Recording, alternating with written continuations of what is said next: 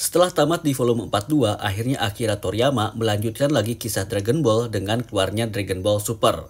Tapi tahu nggak, jauh sebelum Akira Toriyama menggarap Dragon Ball Super ini, di Indonesia, penerbit Raja Wali Graffiti udah duluan bikin lanjutan cerita Dragon Ball versinya sendiri. Kira-kira gimana ya sequel Dragon Ball versi Raja Wali Graffiti ini? Jangan-jangan justru lebih seru dari Dragon Ball Super. Nah, buat yang penasaran, ikutin terus ocehan penawar kesepian kali ini sampai habis. Seperti yang kita tahu, Dragon Ball LX Media Computindo tamat di volume 42 sama ya seperti versi Jepangnya. Ceritanya berakhir di adegan Son Goku pergi meninggalkan arena turnamen bersama Ub. Abis itu ceritanya langsung tamat. Kisahnya baru dilanjutin lagi dengan Dragon Ball Super yang jedanya itu cukup lama ya, sejak volume 42 selesai. Tapi untuk Dragon Ball terbitan Raja Wali Graffiti, setelah adegan Son Goku dan Ub itu pergi, ceritanya itu langsung dilanjutin, gak pakai lama. Dan tentunya ceritanya ini dikarang dan digambar sendiri ya. Sequel Dragon Ball versi Raja Wali Graffiti ini ceritanya dimulai dari 10 tahun semenjak kepergian Goku dan Ub meninggalkan Tenkaichi Budokai. Di awal chapter diceritain kalau Son Goku masih tidak bersama keluarganya karena dia masih melatih Ub. Jadi ceritanya sih masih nyambung ya dengan akhir cerita di versi Jepangnya. Sequel Dragon Ball Raja Wali Graffiti ini selain menggunakan tokoh yang udah eksis di Dragon Ball versi original, juga ada tokoh karangan sendiri ya, kayak monster ilusi, monster Kapucon, Guhdo, Dewi Peri, Mikage, Zuma, Uzla, Tugo, hingga Krokomen. Musuh utama di saga awal sequel ini adalah monster Kapucon. Monster lendir yang ceritanya punya kekuatan melebihi Bu yang muncul gara-gara sebuah kecelakaan eksperimen. Setelah berhasil dikalahkan, monster lendir berubah menjadi monster yang lebih kecil tapi memiliki kekuatan ilusi. Dan kemudian menyatukan diri dengan Guhdo untuk melipat gandakan kekuatannya. Namun akhirnya dapat dikalahkan oleh monster ilusi. Nah, monster ilusi yang mirip Broly ini merupakan jelmaan kekuatan ilusi dari Son Goku, Vegeta, dan Ub. Saga monster Kapucon ini lumayan panjang juga ya, hampir 6 volume ya, dari volume 44 sampai volume 49 komik Dragon Ball versi Raja Wali Graffiti. Setelah saga monster Kapucon selesai, cerita berlanjut ke saga lainnya yang diawali oleh kemunculan Zuma dan Uzla yang ingin merebut Dragon Ball untuk kepentingan mereka. Di saga ini, Goku dan kawan-kawan juga harus menghadapi musuh yang lebih kuat yaitu Tugo dan Mukage. Sayangnya, saga ini cuma satu volume aja ya, yaitu volume 50. Soalnya sampai sejauh ini sih, saya belum nemu lagi buku Dragon Ball 2 Raja Wali Graffiti dengan nomor volume di atas 50.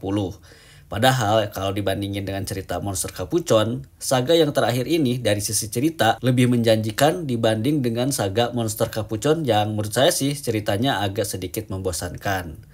Ngomong-ngomong kualitas teknik gambar, sequel Raja Wali Graffiti ini kalau menurut saya sih jomplang banget ya kualitas gambarnya dengan bikinan Akira Toriyama. Banyak proporsi yang kurang, tapi kalau untuk volume 50 sih gambarnya jauh lebih oke ya. Dan karakter desainnya menurut saya sih lumayan keren juga dibanding dengan volume-volume sebelumnya. Yang kocak ini sih, di sequel versi Raja Wali Graffiti ini banyak gambar yang menjiplak dari versi originalnya. Misalnya ini nih. Adegan si Trunks digebuk monster Kapucon, hasilnya itu Trunks digebuk sama Android 17. Adegan Goten menghajar perut Son Gohan, itu menjiplak adegan yang sama antara Vegeta dan Son Goku. Adegan Trunks menendang Goten, menjiplak adegan Ten Shinhan menendang Yamcha. Adegan Goten nampol Trunks, menjiplak adegan Goku nampol Vegeta. Pose jurus Trunks menjiplak kuda-kudanya Goku.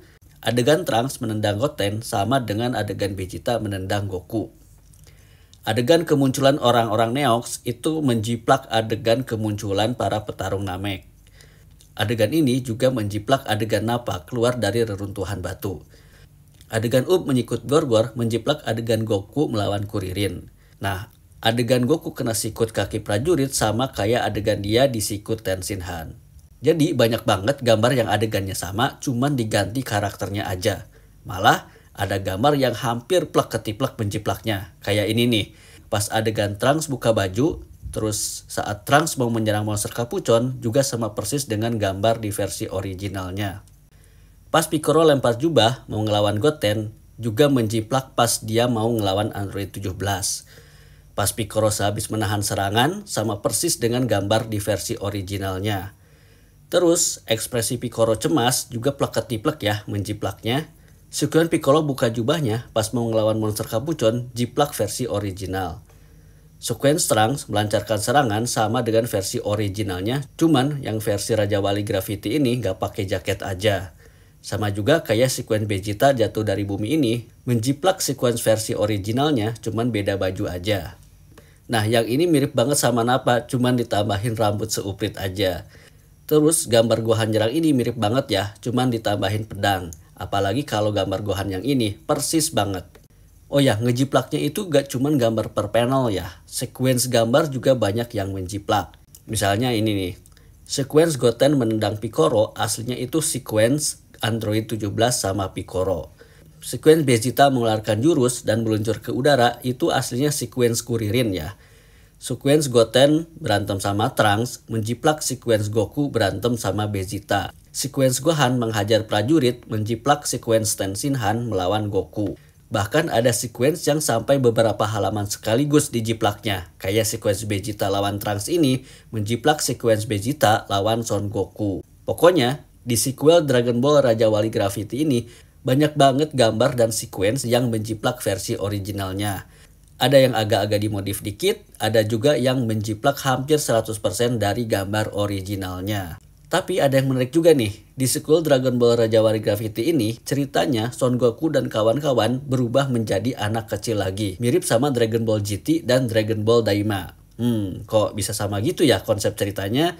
Jangan-jangan tim pengarang Raja Wali Gravity punya ajian terawangan kali ya. Oke, gitu aja ocehan saya tentang sequel Dragon Ball versi Raja Wali Gravity. Gimana?